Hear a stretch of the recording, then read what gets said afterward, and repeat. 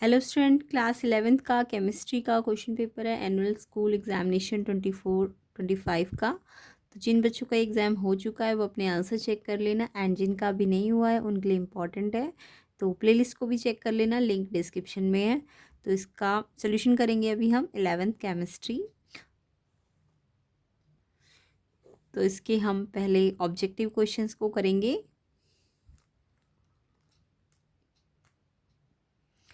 तो चलिए इंग्लिश वाले मीडियम वाले से स्टार्ट करते हैं। सेक्शन ए देखेंगे सबसे पहले। क्वेश्चन 1 है the total number of electron in 18 millilitre of water. 18 millilitre water में कितने नंबर ऑफ इलेक्ट्रॉन होंगे। तो यहाँ पे डेंसिटी दी हुई है वाटर की 1 ग्राम पर मिलीलीटर, यानी इसका मतलब क्या है, इस डेंसिटी का 1 ग्राम पर मिलीलीटर, यानी 1 मिलीलीटर में 1 ग्राम है मास, है ना। ये तो मतलब हुआ 1 मिलीलीटर 1 ग्राम मास के इक्वल है। तो अगर 18 मिलीलीटर है तो इसका मतलब 18 ग्राम है ना। तो आपको पता है वाटर के केस में 18 अगर ग्राम उसका 18 ग्राम अगर वाटर है या 18 ml का मतलब 18 ग्राम है, डेंसिटी से हमने निकाल लिया। तो 18 ग्राम एक्चुअल में 1 मोल होता है ना। और 1 मोल में आपको पता है कितने पार्टिकल होते हैं, एवोगैड्रो नंबर 6.02 इंटू 10⁻23, ये सबको पता है। अब क्योंकि आपको बोला कितने इलेक्ट्रॉन है, पार्टिकल नहीं बोला, इन्होंने बोला कितने इलेक्ट्रॉन है, तो आपको पता है एक मॉलिक्यूल जो वाटर का होता है उसके पास, देखो वाटर H2O है ना, तो 2 इलेक्ट्रॉन है। ऑक्सीजन के पास तो 8 इलेक्ट्रॉन होते हैं ना। तो हाइड्रोजन के पास एक, हाइड्रोजन के पास एक, तो 2 हाइड्रोजन है तो दो दो, और ऑक्सीजन के पास 8 इलेक्ट्रॉन होते हैं, तो 2 और 8 10, यानी कि एक मॉलिक्यूल वाटर में 10 इलेक्ट्रॉन होते हैं। और 18 मिलीलीटर में कितने पार्टिकल है, इतने है ना। तो पार्टिकल को 10 से क्या कर दोगे, मल्टीप्लाई कर दोगे, तो आपके टोटल इलेक्ट्रॉन आ जाएंगे वाटर में। तो ये आपको 10 से जब मल्टीप्लाई करोगे तो एक पावर बढ़ जाएगी ना, 23 की जगह 24 हो जाएगा। तो आई होप आपको समझ आ गया। अगर पार्टिकल बोलते तो एवोगैड्रो नंबर होता है, बट आपको क्योंकि इलेक्ट्रॉन बोला है तो आप देखो एक वाटर के मॉलिक्यूल में कितने इलेक्ट्रॉन है, 2 हाइड्रोजन के और 8 इलेक्ट्रॉन के ना, एक एक ऑक्सीजन का मतलब 8 इलेक्ट्रॉन, और 2 हाइड्रोजन मतलब 2 इलेक्ट्रॉन है, तो 10 है। तो 10 से आपको से मल्टीप्लाई करना है, तो ये आंसर आएगा। आई होप सबको समझ आ गया होगा। क्वेश्चन 1 का बी ऑप्शन करेक्ट आंसर है। नेक्स्ट क्वेश्चन देखते हैं। नेक्स्ट क्वेश्चन है the wavelength of a ball of mass 0.1 kg moving with the velocity 10 metre per second. तो आपको एक बॉल की वेवलेंथ निकालनी है, मास गिवन है एंड वेलोसिटी गिवन है। तो वेवलेंथ का जो डी ब्रॉय वाला फॉर्मूला होता है उसको लगाएंगे, क्योंकि मास गिवन है। तो क्या था वेवलेंथ का formula, lambda equal to H/mb, है ना, यही फॉर्मूला होता है। अब यहाँ पे मास भी गिवन है 0.1। अच्छा देखो, सब कुछ SI यूनिट में, ये केजी में है, ये मीटर पर सेकेंड में, तो कुछ चेंज करने की ज़रूरत नहीं है आपको। तो आपका लेमडा H की वैल्यू आपको याद रखनी है, ये 6.626 इंटू 10⁻−34, ठीक है। और मास 0.1, वेलोसिटी 10, 1 को 10 से मल्टीप्लाई किया 10, बट एक डेसिमल भी था तो 1 ही आ गया नीचे, है ना। तो यानी ऊपर वाला ये आंसर हो जाएगा, यानी 6.626 इंटू 10⁻−34 लेमडा है, तो किस में आएगा, मीटर में, है ना। तो सी ऑप्शन इसका करेक्ट आंसर है। आई होप इजी सा क्वेश्चन था, आप सबको आता होगा। एंड जिनके एग्जाम नहीं हुए उनके लिए इंपॉर्टेंट है, अच्छी तरह से इसे प्रैक्टिस कर लेना, और प्लेलिस्ट को भी प्रैक्टिस कर लेना अच्छी तरीके से, लिंक डिस्क्रिप्शन में है। नेक्स्ट क्वेश्चन नंबर 3 देखेंगे। What are the maximum number of orbital that can be identify with the following quantum number. तो आपको पूछा है मैक्सिमम कितने ऑर्बिटल्स होंगे अगर N3 और L1 है। तो देखो N3 में तो बहुत सारे हो सकते थे, बट L भी दे दिया 1। तो L1 के लिए आपको पता है L1 का मीनिंग क्या है, L1 का मतलब है पी शब्द शेल है बस। तो पी शब्द शेल में तो 3 ही ऑर्बिटल होंगे ना। तो अगर जस्ट N3 होता तो अलग होता, बट L भी दिया है आपको, L1 है तो पी शब्द शेल 3 ऑर्बिटल, यानी 3 आंसर है, बी ऑप्शन इसका करेक्ट है। नेक्स्ट क्वेश्चन देखो, correct IUPAC symbol for the element with atomic number 118। तो जो हायर एटॉमिक नंबर वाले एलिमेंट होते हैं आयन के, IUPAC सिंबल 118 के लिए क्या लगाया जाता है, WO। डी ऑप्शन इसका सही है। नेक्स्ट क्वेश्चन देखो, which of the following molecule is a polar molecule. Polar molecule कब होता है, जब उसका नेट डाइपोल मोमेंट 0 होता है। तो अगर हम इसमें NH3 को देखें,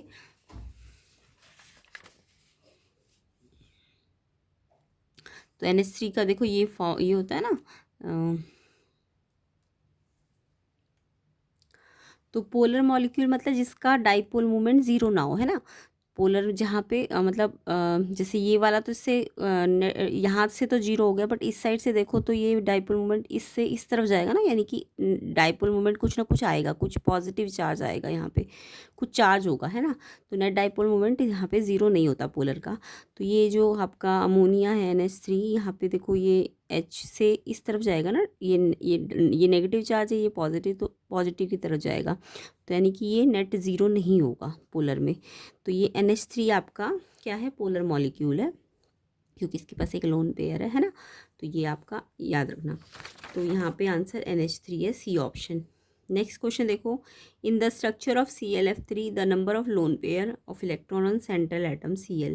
तो ClF3 का अगर आपको स्ट्रक्चर बनाना आता है तो देखो ClF3 में क्या होता है, 3 F तो यहाँ पे होते हैं और 2 लोन पेयर इस साइड होते हैं। तो यानी इसमें कितने लोन पेयर है, 2 लोन पेयर। एक लोन पेयर 2 इलेक्ट्रॉन से बनता है, एक ये वाला है लोन पेयर और एक ये वाला लोन पेयर है। तो ये 2 लोन पेयर है इस पर। तो इस पे आंसर Cl पे पूछा था कितने लोन पेयर है, तो 2, सी ऑप्शन इसका करेक्ट आंसर है ना। नेक्स्ट क्वेश्चन देखो, नेक्स्ट क्वेश्चन है आपका, एक रिएक्शन दिया है A+B और गिव्स C+D+Q एंड ये पॉजिटिव एंट्रोपी चेंज है, और रिएक्शन कैसा होगा, ये हाई टेम्परेचर पे होगा कि लो टेम्परेचर पे होगा, कि होगा ही नहीं किसी भी टेम्परेचर पे या किसी भी टेम्परेचर पे हो जाएगा। तो क्योंकि पॉजिटिव इंट्रॉपी है, पॉजिटिव इंट्रॉपी चेंज का मतलब सिस्टम मोर डिसऑर्डर्ड है, और पॉजिटिव कब होता है, जब ज़्यादा डिसऑर्डर्ड हो, और डिसऑर्डर्ड जब होता है तो वो किसी भी टेम्परेचर पे पॉसिबल है। ज़्यादा करना है बहुत ज़्यादा तो हाई टेम्परेचर है, बट पॉसिबल वो किसी भी टेम्परेचर पे। तो डी ऑप्शन इसका करेक्ट आंसर है 7th का। आई होप क्वेश्चन समझ आ रहे होंगे। प्लेलिस्ट सेक्शन को ज़रूर चेक करना, लिंक डिस्क्रिप्शन में, उसमें भी ऐसे ही डिटेल सोल्यूशन मिल जाएंगे। साथ ही साथ मैथ्स और फिजिक्स के भी क्वेश्चन पेपर्स प्लेलिस्ट बनी हुई है, तो वो भी आप चेक कर सकते हो एग्ज़ाम की प्रिपरेशन करने के लिए। 8th क्वेश्चन देखो, a thermodynamic system in which there is no exchange of matter but exchange of energy is possible is called as system. एक थर्मोडाइनमिक सिस्टम जिसमें कोई एक्सचेंज ना हो मैटर का, मतलब मैटर एक्सचेंज ना हो बट एनर्जी एक्सचेंज हो सकती हो, तो उसको हम कैसा सिस्टम कहेंगे, जब सिर्फ मैटर एक्सचेंज ना हो, एनर्जी एक्सचेंज हो, तो वो क्लोज सिस्टम होता है, ठीक है ना। क्लोज सिस्टम में सिर्फ एनर्जी एक्सचेंज होगा, मैटर एक्सचेंज नहीं होगा। ओपन होता तो दोनों हो जाते हैं ना, मैटर भी एक्सचेंज हो जाता है और एनर्जी भी। ओपन में, क्लोज में सिर्फ एनर्जी एक्सचेंज होती है, और अगर दोनों ही नहीं हो रहा तो एडियाबैटिक होता है। तो यहाँ पे आंसर क्या है, नो एक्सचेंज ऑफ मैटर, यानी डी ऑप्शन क्लोज्ड। तो डी ऑप्शन क्लोज्ड इसका आंसर आंसर है।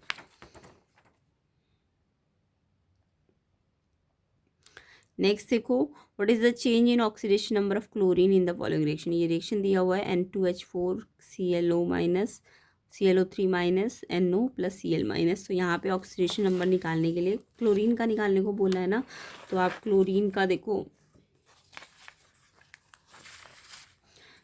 ये रिएक्शन है आपकी, तो क्लोरीन का अगर निकालना है तो इस वाले में पहले क्लोरीन ClO3 माइनस में कैसे निकालोगे, इसको Cl को x मान लो। अब x एंड ऑक्सीजन कितने हैं, 3 है ना, और एक ऑक्सीजन का कितना होता है ऑक्सीडेशन नंबर -2। तो Cl का x माना, 3 ऑक्सीजन है और एक का -2, तो मल्टीप्लाई कर दो। और ओवरऑल चार्ज कितना है, -1 चार्ज है ना इस पर, तो ये इक्वल्स टू -1 रखना। अगर कोई चार्ज नहीं होता तो 0 रखते, बट यहाँ -1 चार्ज है इस पूरे पे, है ना। तो x यही रहेगा, 3 2 जा 6 -6 -1, तो -6 इधर जाएगा तो +6, तो x की वैल्यू 5 आ गई। यानी यहाँ पे क्लोरीन 5 है और यहाँ पे क्लोरीन सिंगल है, तो Cl पे कितना चार्ज है, -1 ना, तो 5 से -1, यहाँ इस साइड 5 है और इधर -1 है, तो 5 से -1 पे जा रहा है। ए ऑप्शन इसका आंसर है। तो ऐसे करके ऑक्सीडेशन नंबर निकालने, तो ए ऑप्शन 5, यहाँ पे 5 है और यहाँ -1 है, तो इसलिए ए ऑप्शन इसका आंसर। नेक्स्ट क्वेश्चन देखो, नेक्स्ट क्वेश्चन है, homolytic fission leads to formation of. 2 type के फिशन होते हैं, एक होमोलिटिक होता है।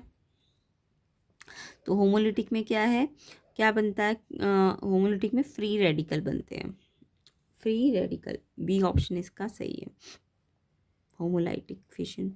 नेक्स्ट है, which of the following is an electrophile. Electrophile क्या होते हैं, देखो इलेक्ट्रोफाइल हमारे इलेक्ट्रॉन डेफिशिएंट स्पीसीज जो होते हैं, जो इलेक्ट्रॉन को जिसमें इलेक्ट्रॉन की कमी हो और जो इलेक्ट्रॉन को एक्सेप्ट कर ले, है ना।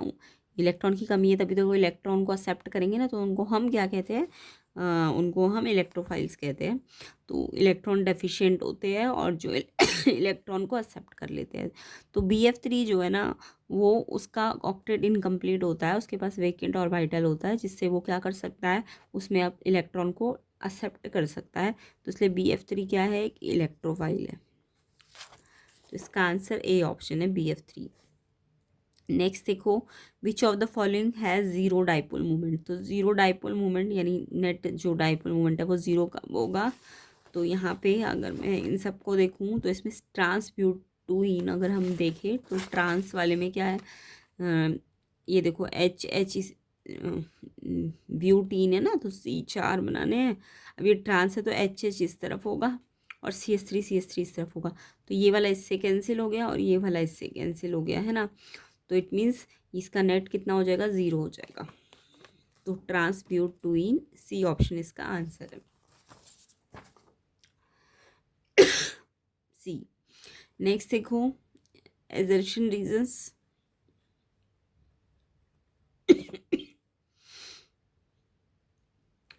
क्वेश्चन 13 देखेंगे। एजर्शन है 1 ग्राम O2 एंड 1 ग्राम O3 मतलब ozone, equal number of atom है, नो। O2 है तो अलग होंगे, O3 है तो अलग एटम होंगे, है ना। तो ये गलत है, एजर्शन गलत है। Mass of 1 mole atom gram atomic mass के बराबर होता है, यस ये ठीक है। 1 मोल ग्राम एटॉमिक मास के बराबर होता है। तो एजर्शन गलत है बट रीज़न सही है, तो डी ऑप्शन इसका आंसर है।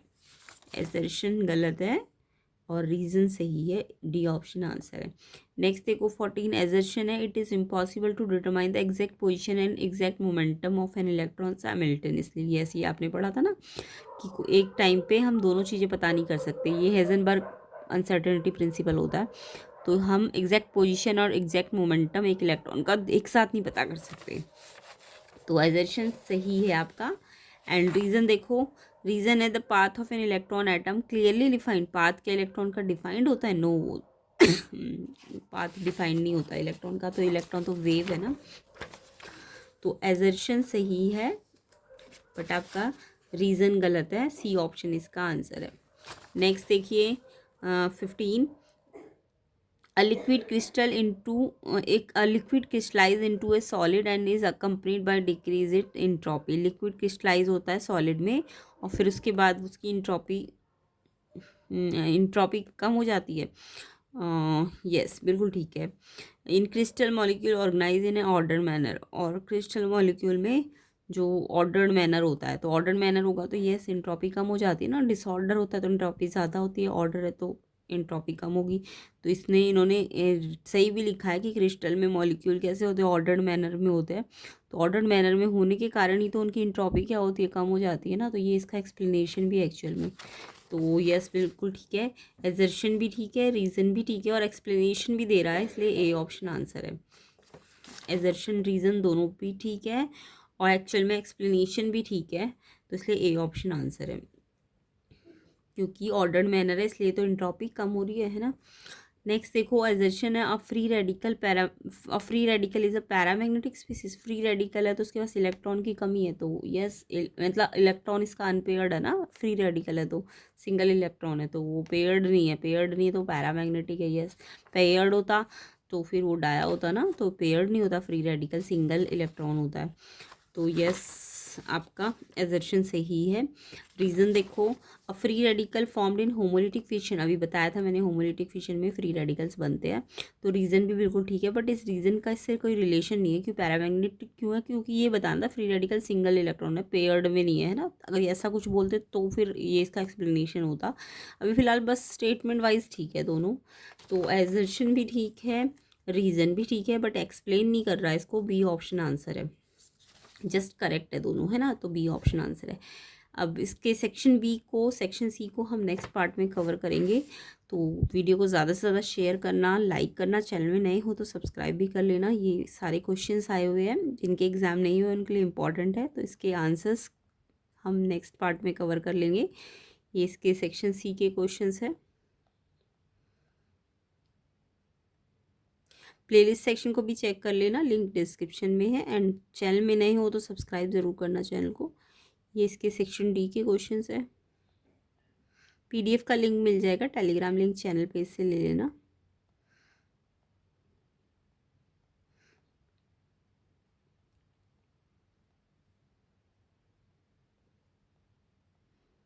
ये section E case based questions है।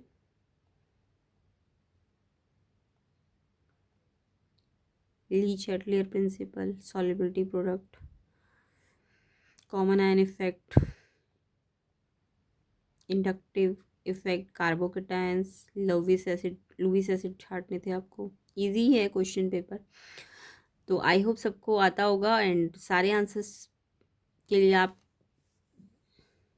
कंप्लीट आंसर्स के लिए आप नेक्स्ट पार्ट का वेट करना, उसका लिंक मैं डिस्क्रिप्शन में डाल दूंगी। ये गिव रीजंस है। वीडियो को शेयर करना, लाइक करना, एंड चैनल पे नए हो तो सब्सक्राइब भी कर देना।